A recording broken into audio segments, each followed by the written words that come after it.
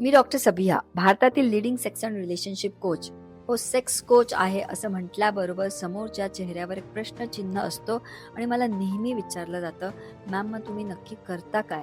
आणि माझं उत्तर सोपं असतं, जस्ट गुगल माय नेम. आज काही वर्ष झाले सोशल मीडियावर इंग्लिश, हिंदी, मराठी ह्या भाषेत मी खूप प्रामाणिकपणे सेक्स आणि इंटिमेसी ह्या विषयावर कॉन्टेंट अपलोड करते, पॉडकास्ट करते, वेबिनार करते, सेमिनार, लाईव्ह इव्हेंट्स करते.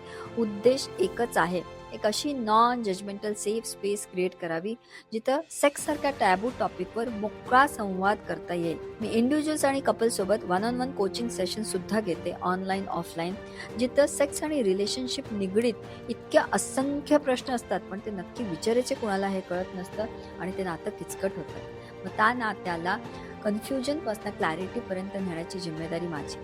पण हा प्रवास कधीच सोपा नव्हता. BMS डिग्री केली, डॉक्टर झाले, लग्न केलं, टिपिकल इंडियन मॅरेज सिस्टीमचा प्रेशर आणि कॉन्शियसली माझं नेहमी होतं की मला आई बनायचंय. करिअर थांबवलं, मातृत्व निवडलं आणि फॅमिली फर्स्ट अशी ॲडजस्टमेंट केली. आणि तेव्हाच एक प्रश्न मनात आला की मी इतकी स्ट्रगल केली आहे, तर अजून किती कपल्स असतील हेच असंच जगत असतील?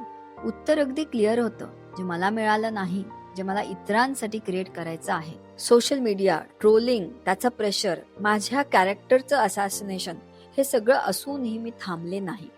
नो बिग टीम आणि नो रेडीमेड रोड मॅप. आज मी नाशिकमध्ये बेस्ड आहे, एक फुल फ्लेज कन्सल्टेशन सेंटर चालवते आणि आतापर्यंत 10,000 पेक्षा कपल्सला मदत केली ग्लोबली, ऑनलाईन, झूमवर, ऑफलाईन नाशिकच्या ऑफिसमधून. आज मला ओळखलं जातं as a celebrity sex coach आणि खूप प्राऊडली सांगू शकते की महाराष्ट्रात तरी आम्ही नंबर 1च्या रँकवर आहोत. आणि मिशन मात्र आमचं अजून पण एकच आहे, मेकिंग लव्ह सिम्पल.